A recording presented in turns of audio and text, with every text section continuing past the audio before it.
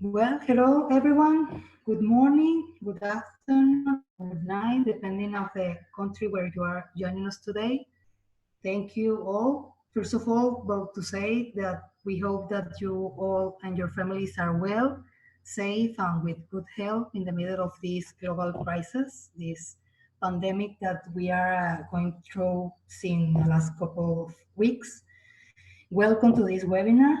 We are going to talk about the request for proposal for the recovery of a species under extinction, the grand opportunity that was developed by the Species Survival in partnership with National Geographic Society. We are implementing this series of webinars to inform you about how to apply of this and to solve your doubts about this grand opportunity. We hope that this shall be useful for you in the preparation process of your proposal. Let me introduce myself. I'm Naomi de Andrade, the Partnership and Grant Officer from the Species Survival Commission, and I work with all the SSC team overseeing these kind of activities, the grants and supporting the partnership strategy. Along with me is today Arnedo Rodríguez, who is a communication officer, and who will be helping us taking your questions. In our panel, we'll have Luisa Arnedo, who is a senior program officer from National Geographic Society. She works overseeing the species survival grant, among other grant programs that NAGIO is offering. Thank you, Luisa, for joining us today. We have also John Paul Rodríguez, who is the chair of the Species Survival Commission, and Kira Mileham, who is the strategic partnership director of the Species Survival Commission. Regarding the program, what we are going to be covering today, we will have basically two blocks of information. One is in charge of John Paul, Kira, and I. We will be talking about the species recovery grant, the partnership, and the result obtained so far. And after, we will have Luisa, who will be talking about the reviewing process.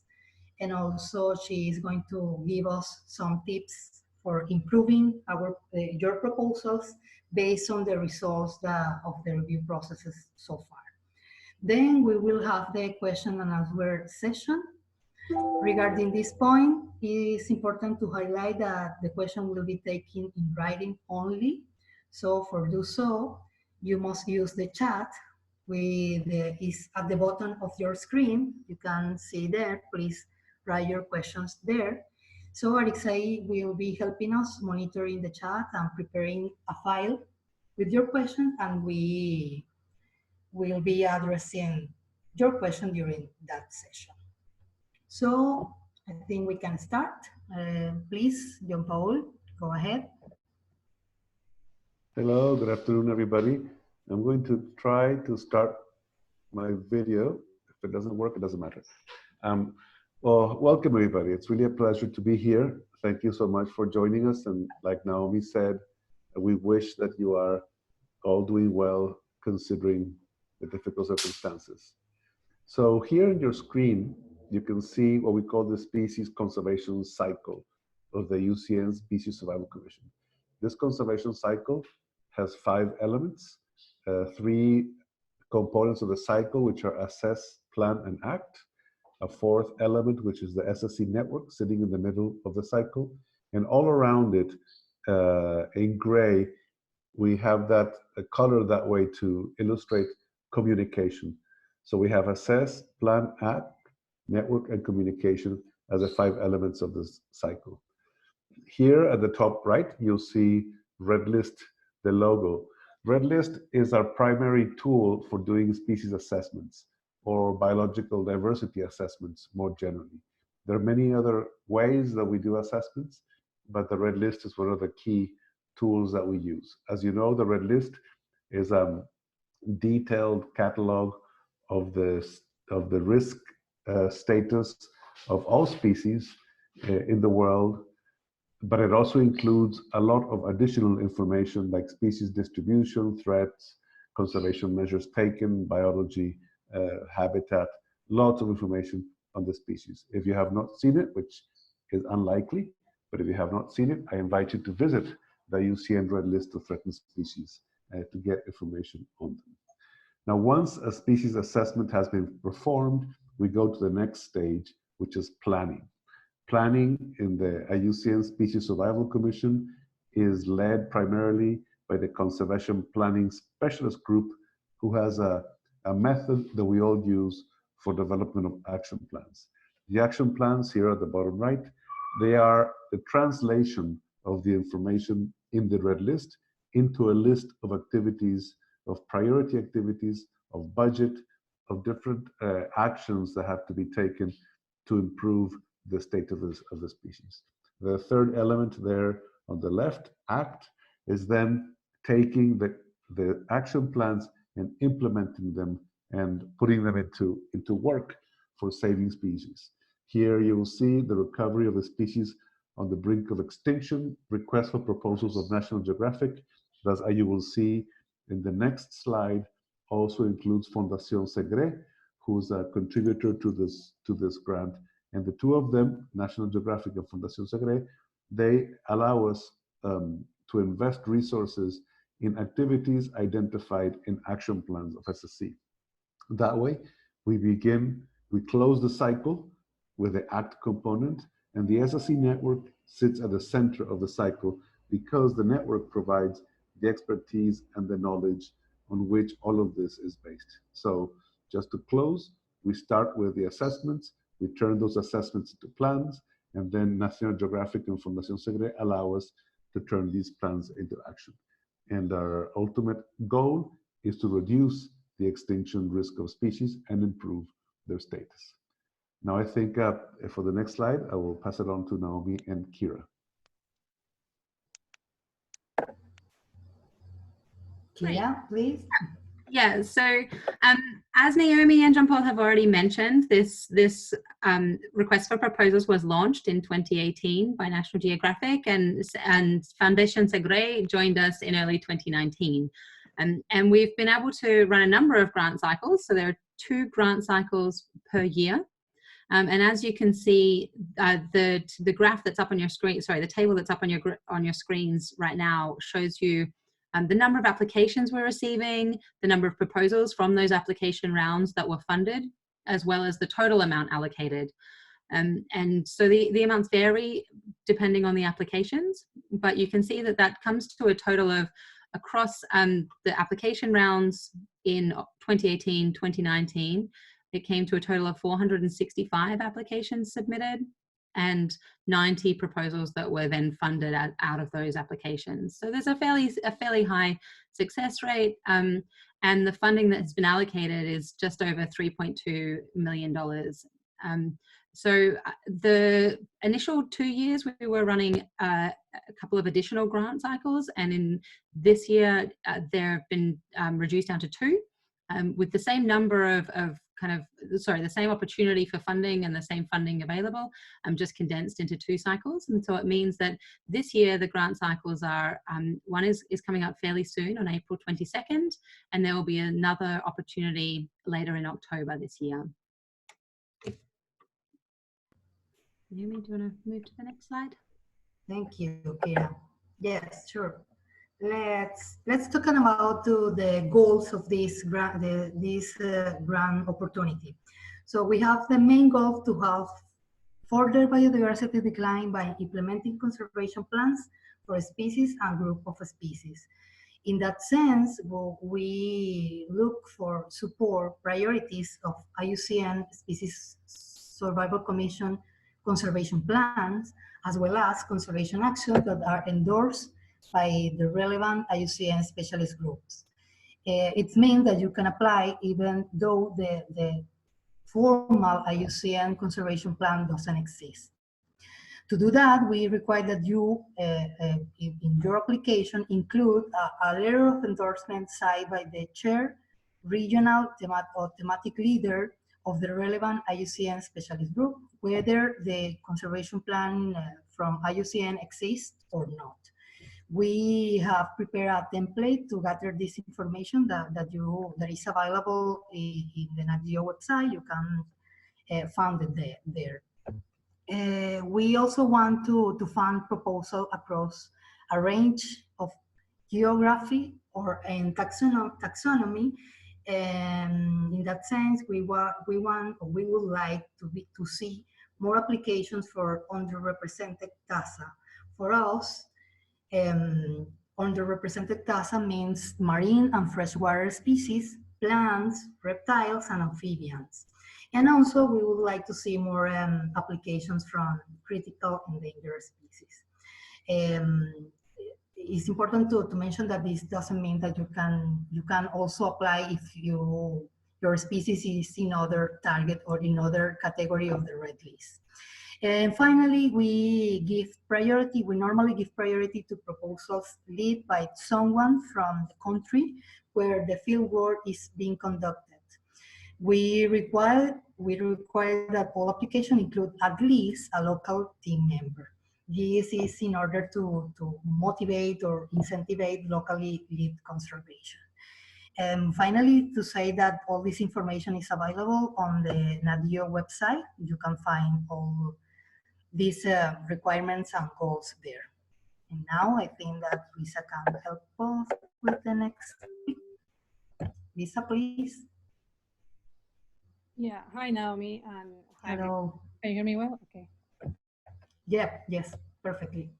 Hi, so as Naomi mentioned, my name is Luisa Arnedo. I'm Senior Program Officer at National Geographic Society. I'm in charge of the projects that are focused on research and conservation of species, which includes this RFP, but we have other grant opportunities that you can find on the National Geographic website if you're interested. So as Naomi mentioned, I oversee pretty much the entire process of since people apply, all the review process, the notifications to the new grantees. I accompanied all the people, all my grantees during the time that they're implementing the projects and until the time that they submit their final reports and beyond when grantees are, publishing and part of my job is also kind of like help some of the stories to be moved to the platforms of National Geographic when appropriate. We cannot guarantee that all projects are going to end up in stories, but we certainly try to put out as much as possible. So in terms of the review process and this is all for all our grants, but in this case for these particular RFPs, the grants come in first cut of where I oversee what it comes, and I do a very quick review if the requirements are met. We look for accuracy, we look for clarity, for feasibility, but at this point, actually, we are sending the majority of the applications to external review. So as long as the proposal is relatively okay and meets the requirements, the proposal will go all to the reviewers.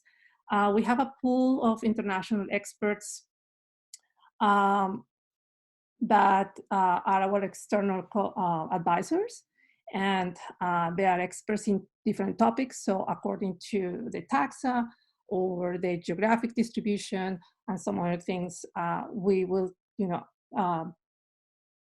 send the applications to the proper external reviewer. The external reviewers review these, they provide scores and comments and recommendations. Once they do that, they send it back to us. And I go through all these reviews. This is also all the applications are reviewed, also provide all the different groups in National Geographic. So the international team looked at it, our programs looked at it, and as a whole, after seeing all these recommendations, I make a recommendation to the CRE. This is the Committee for Research and Exploration, which is our external senior advisory group. And then we have a meeting, and during that meeting is where we select the applications that are going to be funded.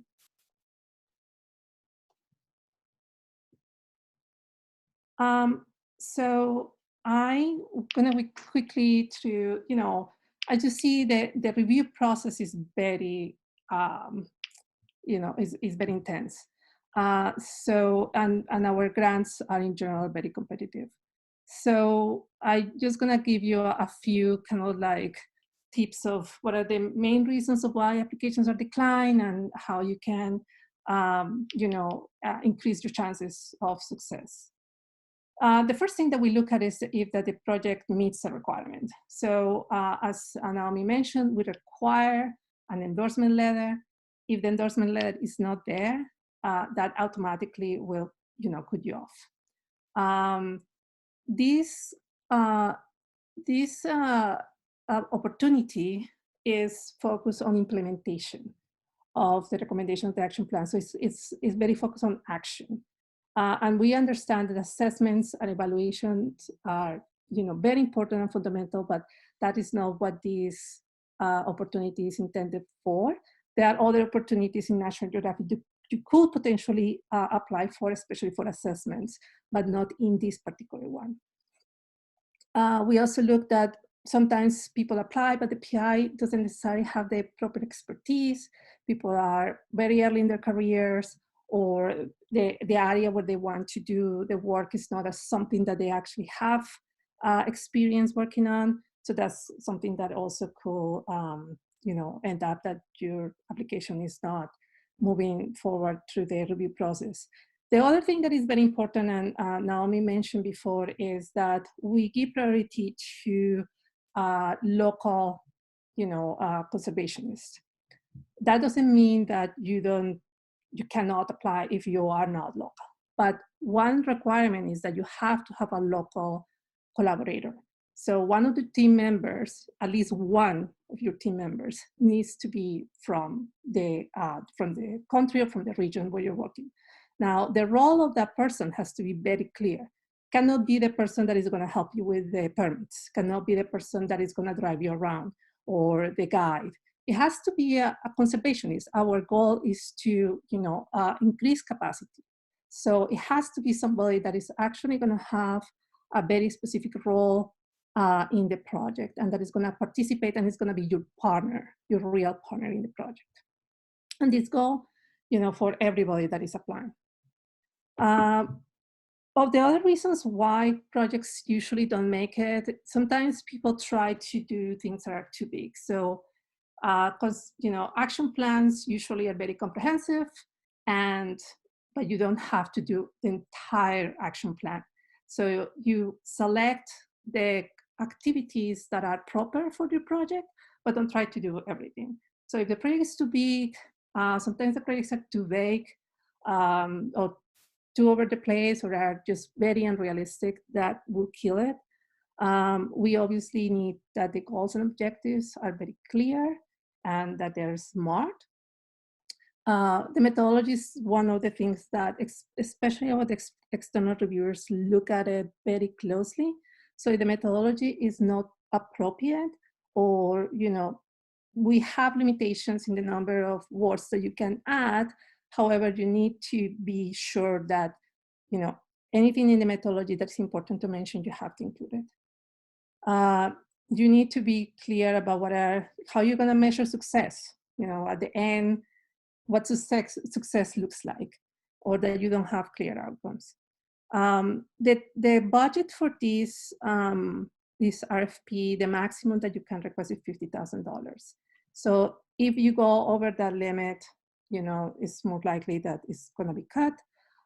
We have limitations in what we can and cannot cover. We have flexibility in certain things, but please be sure that you go to the website and look at the guidelines for budget. We cover things like salaries, but there are limitations in what are the characteristics of the person that requires the salary in terms of the job work or their employment and status. We don't cover overhead, for example. So there are all these things. So please be sure that you look very closely at the guidelines. So what you are requesting are things that we can actually consider.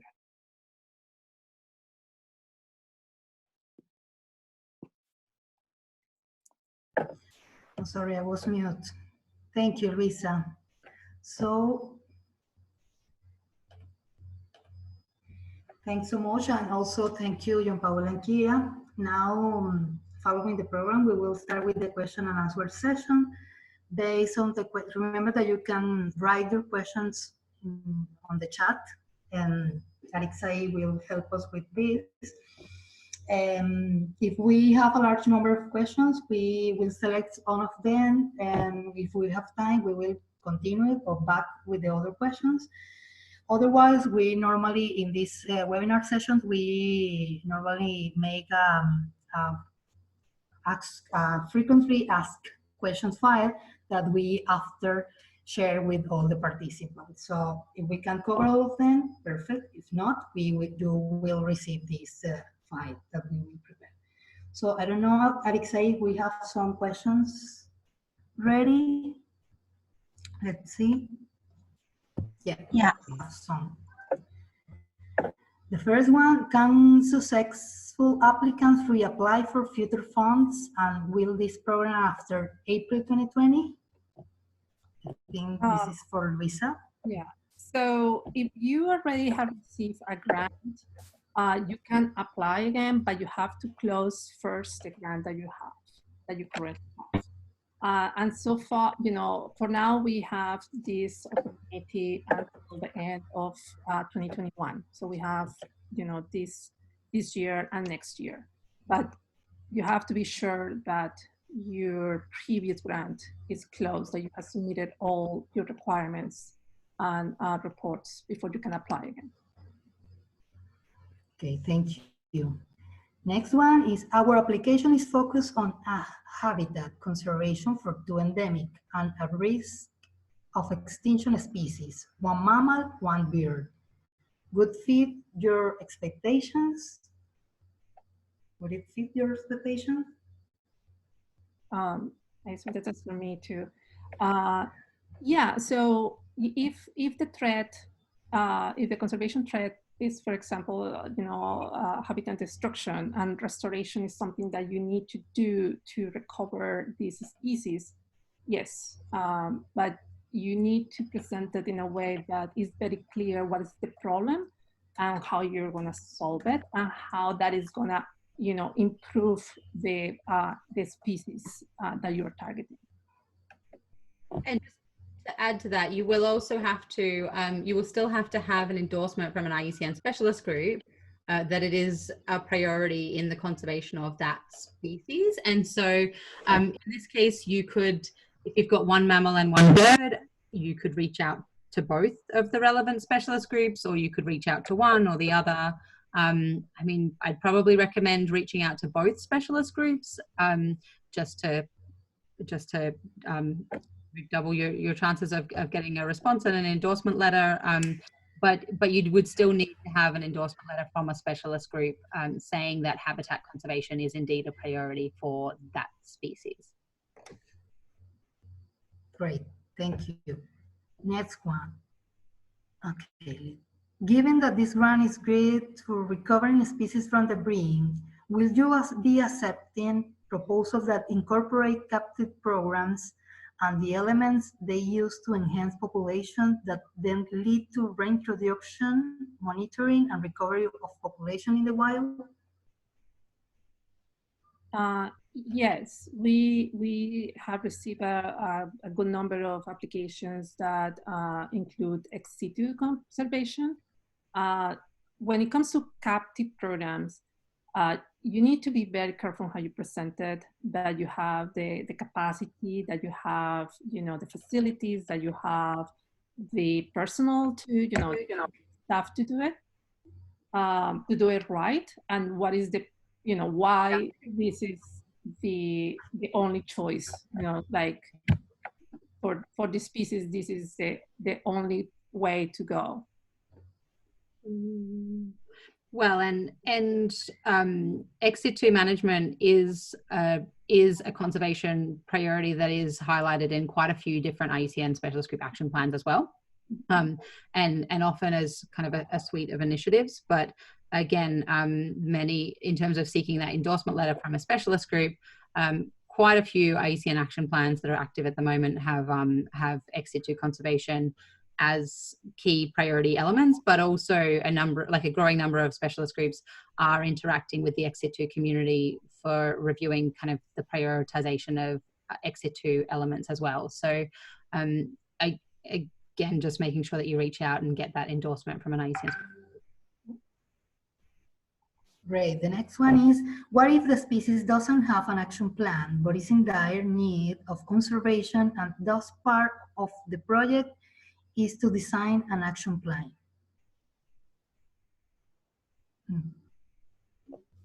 So, go ahead, Kira. Well, I'm sure we're going to say the same thing. At this stage, this grant process is very much focused on action, and so the project can still apply for the grant if it's about mobilizing action, even if there isn't an action plan in place, as long as it has an endorsement letter from an IUCN specialist group.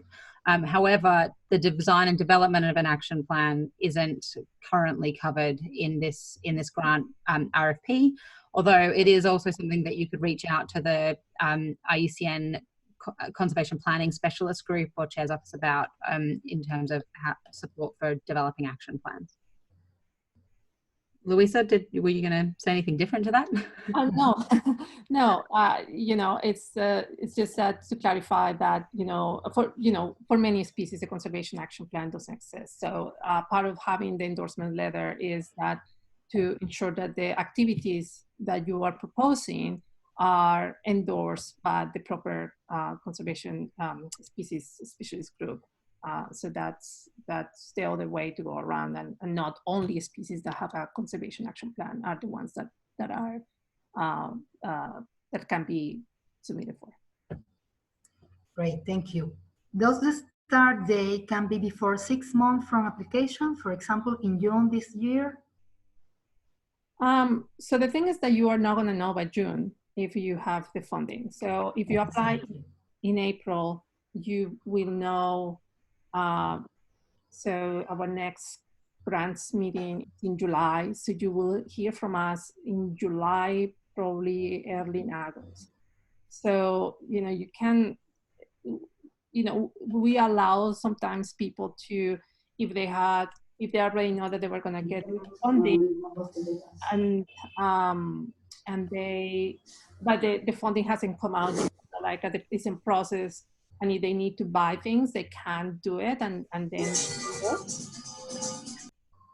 But somebody has music.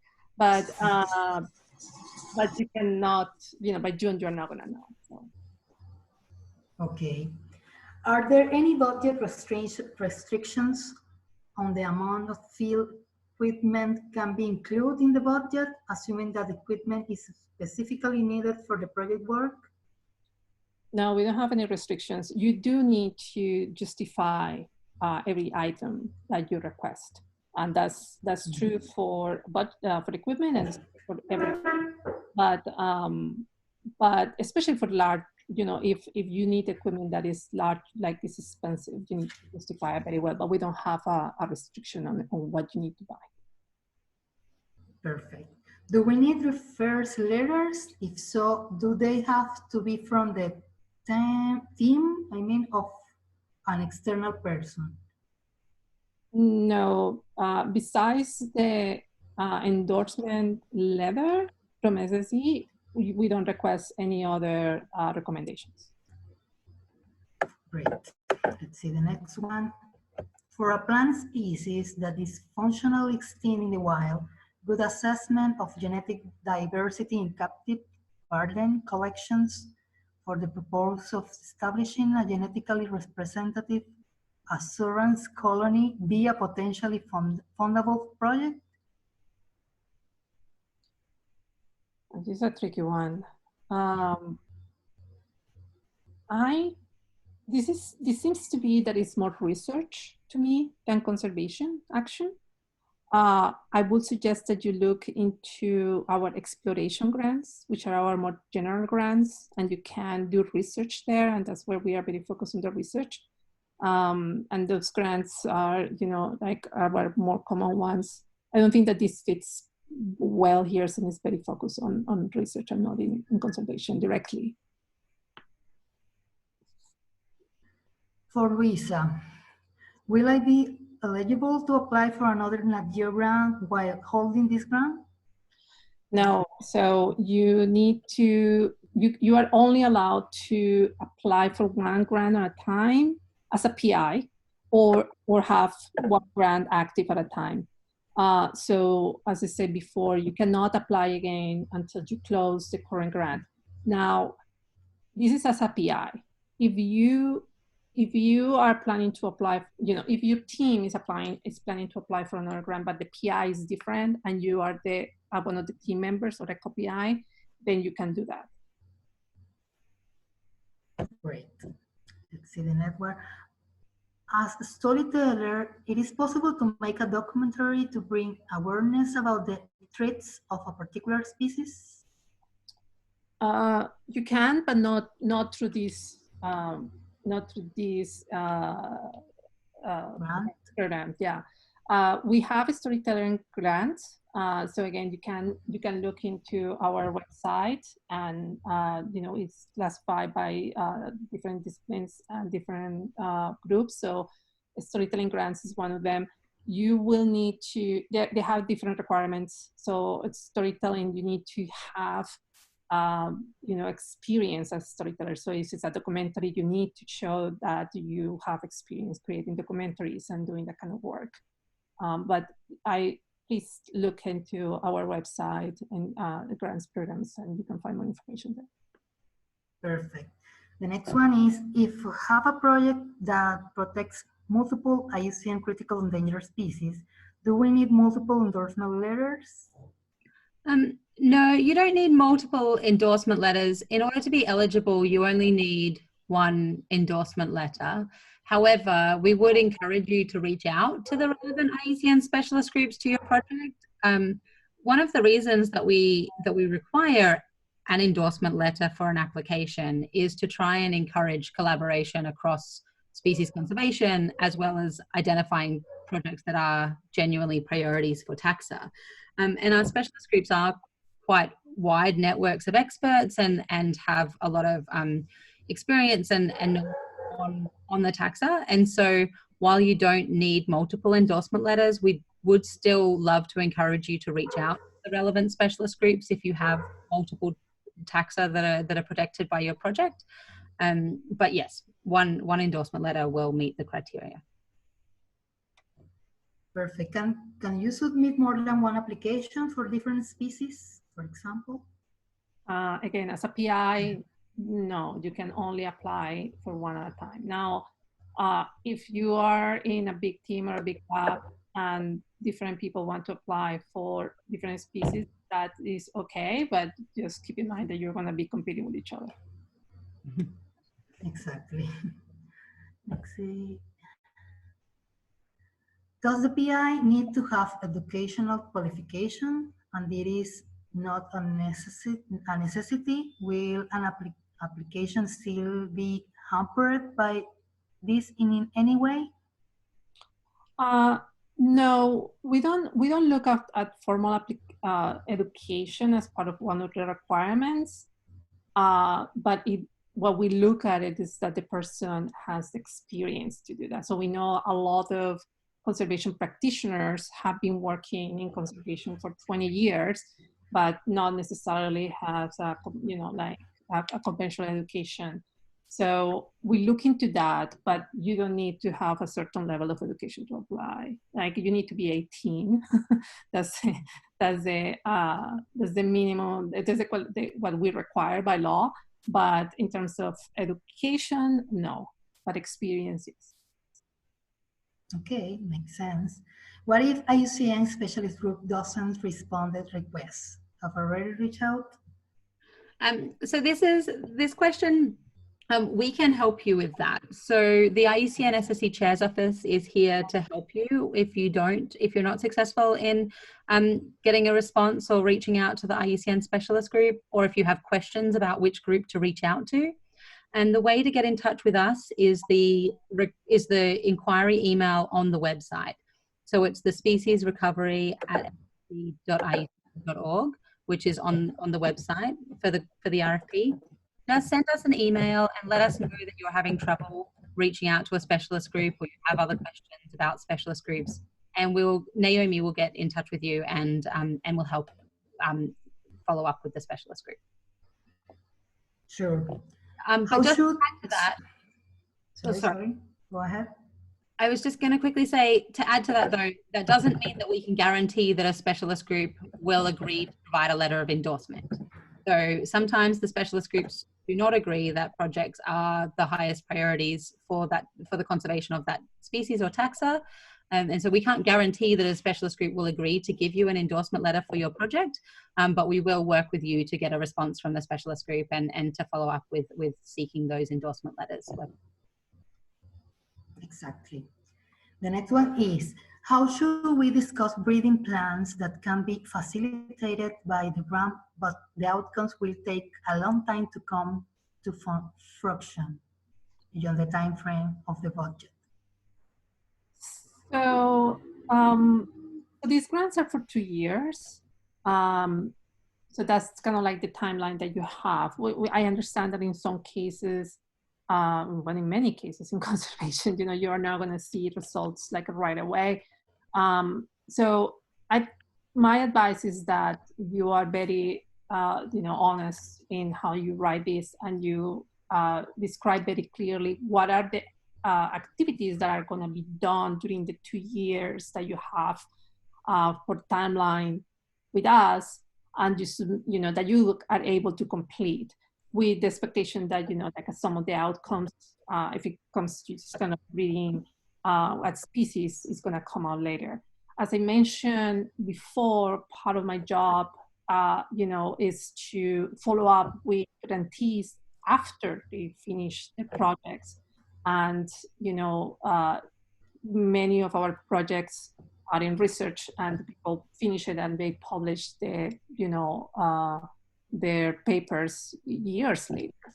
And I still in contact with those people, and they still send me things after. So this is a little bit longer term, but be sure that the activities that you are proposing are things that you can do in the 2 years, and be sure that to mention how the outcomes are gonna, are gonna be used, is that the word to use later on. Perfect. Will reason be given as to why a grant may not be approved, and can it be resubmitted given the proposal is refined? So right now we don't have a way to share with everybody the reviews after the decisions are made. Now we are working on it, and we are hoping that we are going to have that activated later this year, which will be fantastic. If your application is rejected, you can always, and we still don't have that ability to send things automatically with the notification. You can always reach out to me, and I can share with you the reasons. In terms of resubmissions, we do not accept resubmission unless it's requested by the program officer. So sometimes we have projects that, they are really great and we really want to support them, but they are not right there. There's something missing, especially when it comes to people that, for example, not their first language or are in regions in which capacity is limited. We have a team of directors in the international, in our international team, that they are based in different regions. And if they or me or somebody from National Geographic Society or somebody from the CRE says, you know what, this project is not there, but we would like a resubmission, then we would request it. But we don't accept resubmissions unless we don't request them, because we get too many applications. So so just kind of like getting people resubmit. It's not something that we can do. Perfect. The application asks about media commitments. Could you please clarify what kind of info you are looking for? So, so we are ultimately National Geographic. Our goal is to, put the projects out as much as possible and make, create stories around the projects that we support. As part of what you will sign with us, which I know that sometimes is scary, but it's not really scary, is that in the contract, you will give us first right of refusal over the results and some of the media assets. Now, what this means really is that if you are gonna publish your results, you send me the paper as soon as it's accepted for publication, for example. And so I have the opportunity to look at it, share it with my colleagues in media. Now, if there is interest from them to create a study around this, then we coordinate with you and your organization and the publication that the story comes out at the same time, then the embargo is lifted. So everything comes out at the same time. It's the same in terms of photography. We don't hold people from using, your videos, your pictures in social media for your organizations. But the pictures that you will give to us, you can take 1,000 pictures and give us 200, we will have priority first right of refusal over those. You can use the other 800. So that's what it means. And now the first right of refusal also has a timeline. So it's like a month. So if we are not going to use it, you can go anywhere. So we will tell you, no, there is no interest to, to create a story from our end. If you want to publicize it anywhere else, you are free to do that. So it's just to give us that, the opportunity to look at things first. That's what it means.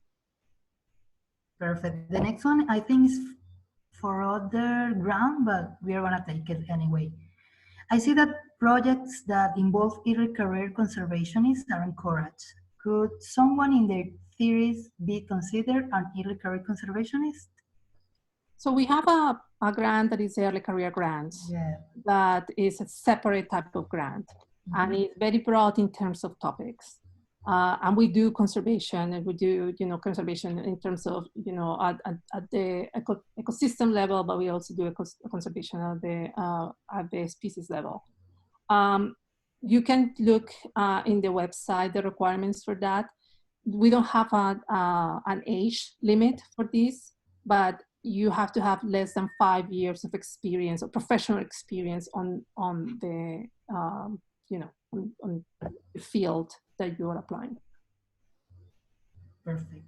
Will projects be considered for species which have not yet had their status rated on the IUCN Red List, but are under review? Yes. Yeah. That's without problem. Yeah, that's not a problem. Could NatGeo partially fund a request rather than the full amount requested? Yes. So we get applications that the budget is way larger than what we can provide. The thing with this is that you need to at least present a plan for matching funds, because if the project is $250,000, and if we give you $50,000, we want to know what happens if you don't get the other 200,000? So Exactly. you need to present, what are the other funding opportunities that you're looking at or that you have received. So that's part of the evaluation. Great. In order to obtain the endorsement letter, it is better to send the entry proposal project via email or only the project summary or else to the chairs. It means, Yeah, to the chairs. I think it there's a template letter on the website, and so I think what you should do is do your best to fill out the template letter with a which includes a short summary. I would also include the kind of full project description, but it's up to you. If you want, you can wait until the specialist group chair replies to you, but I suspect they will ask to see the project description before providing an endorsement letter. Perfect. Next one. Will National Geographic cover costs related to seasonal or temporary employees who will contribute to the project, for example, locally based part-time or seasonal patrol team members? Yes, you can request funds for pay, stipends, and salaries. The only request, the only limitation for salaries is that we don't provide salaries for people that are full-time employed. So as long as it's, if it's your guide or, field assistant or somebody that is part-time, you can definitely request funding for covering their salaries. Okay, if an action plan published in 1987 suggests to monitor the population trend of a species, it is possible to propose this action as a part of the project? Yeah, I mean, first of all, we apologize that the action plan is so far out of date. But whether there is an action plan or not, you still need the letter of endorsement from a specialist group. So as long as the letter of endorsement says that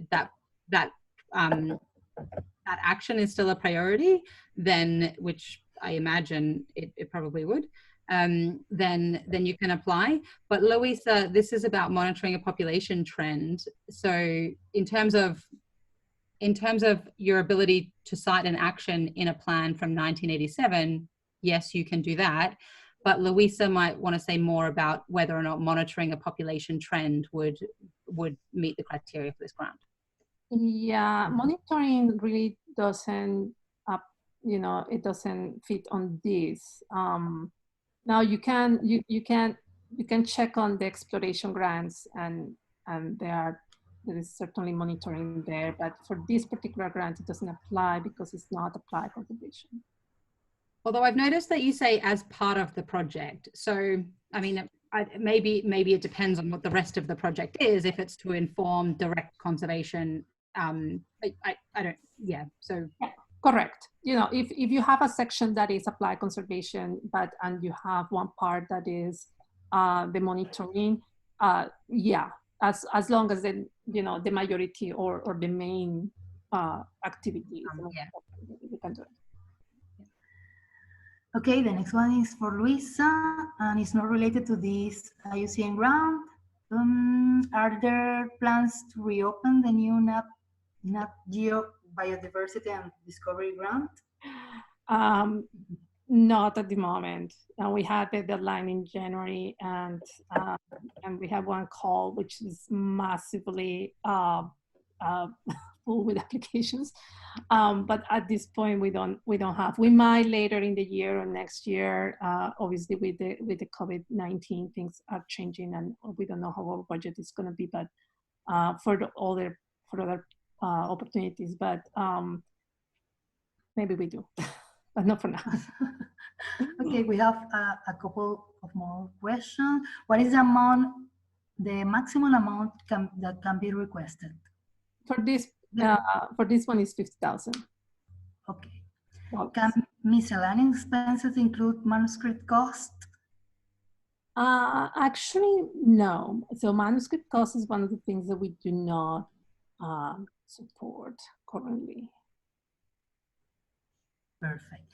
If the project is working with critical endangered species subject to illegal wildlife trade, how do you handle potentially sensitive information about the species, location, approach when telling the story through Nat Geo channels? So, if a project is picked for a story, you know, we work with the grantee. So our writers will be in contact with the person, and if there is any sensitive information that it cannot be published, that will be, you know, we will not publish it. We have certainly a ton of experience doing this, so and we understand that, you know, especially with illegal wildlife trade, is incredibly difficult, but we are very, very conscious of this, so don't worry about that. We will never publish something that you don't want to publish. And we have one more question. Are there type of result dissemination of or project progression updates that the Nat Geo SSC prefer for a project that should be emphasized in the grant proposal? For instance, conservation related public outreach over scientific publications? So for National Geographic, you know, both are important. However, we do look at the communication strategy that the, you know, that the project has. When you do conservation, we don't believe that you can do it separate from, you know, the local communities, and having something, you know, having a clear plan of how your information is going to be disseminated, shared, and even in some cases, how you're going to be working with the community is key, and that is going to be part of the evaluation. Right. We have two more questions, and I think we have time. Yes. Does the match need to be at least 15% of the budget, or can it be less? The matching funds? I think so. That means that.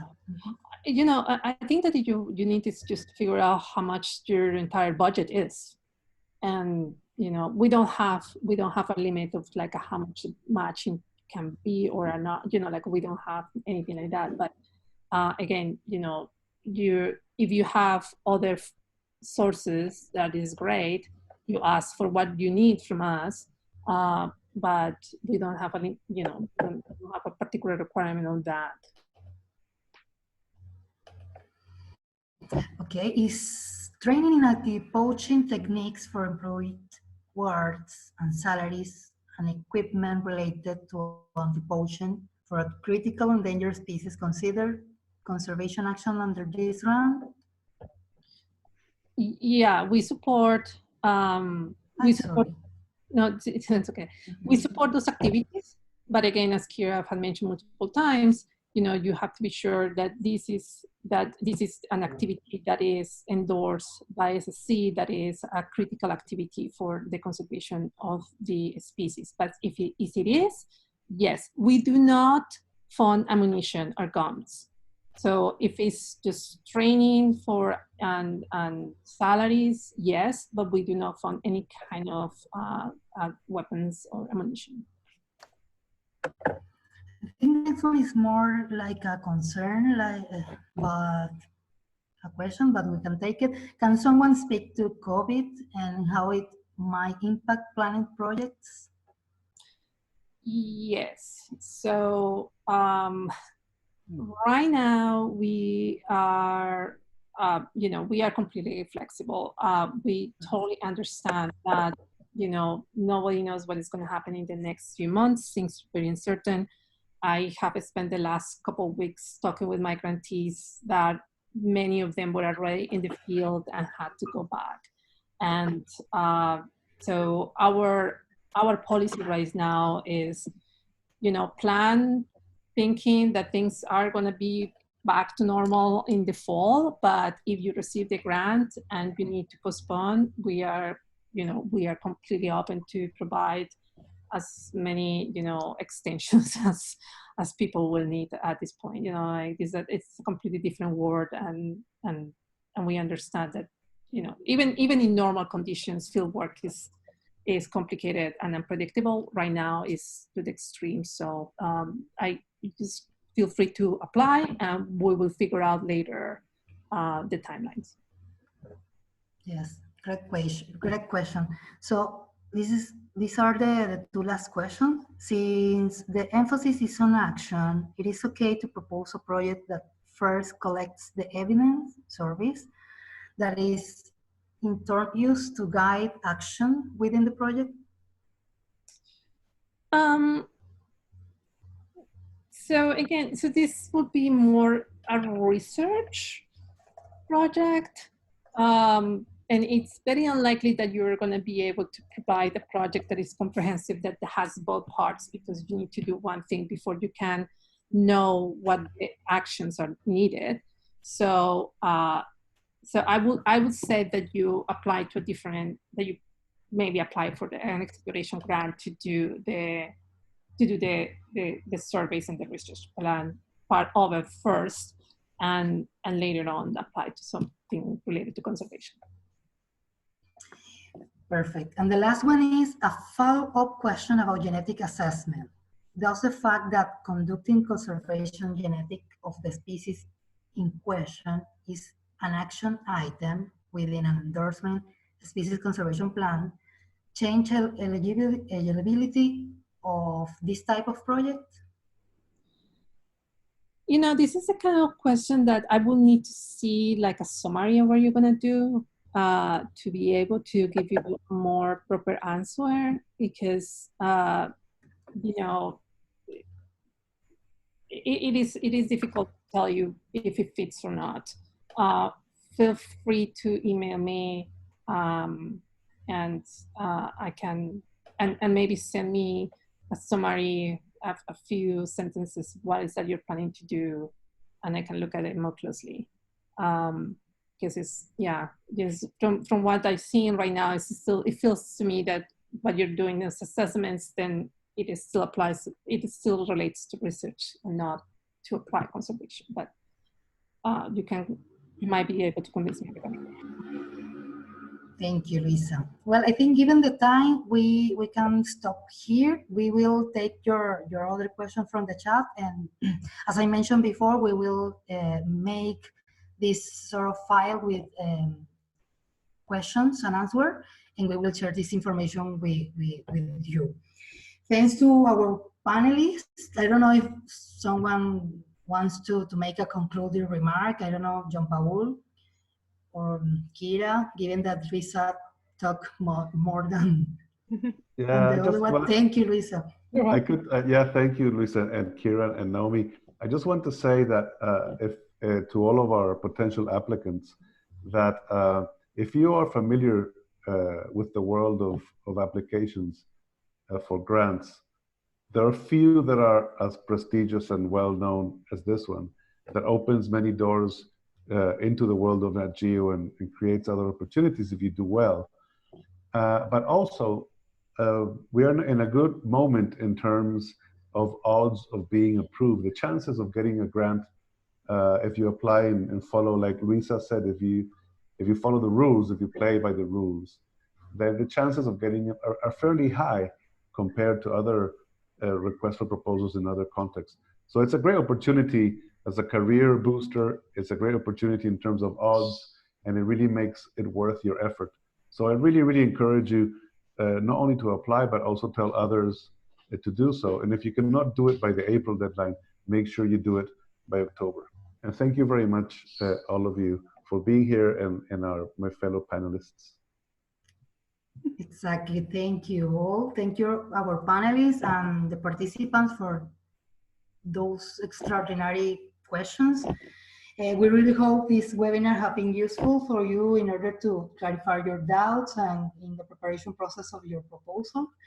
I'd like to remember that the next deadline is April 22nd. Is the next deadline to submit your proposals for this funding. And well, we are giving you the for further information, you can write us to this email that you are seeing on the screen. And well, looking forward to receiving your proposal during this round or the next one. Thank you all. Thanks, Stay safe. Thank you. Now, Kira, if you want to add, or Luisa to add anything else? No, nothing for me. Thank you. Well, thank you, Luisa, John Paul, Kira, and everyone for joining us today. Thanks, Naomi. Ciao. Bye, stay Bye-bye. safe. You too.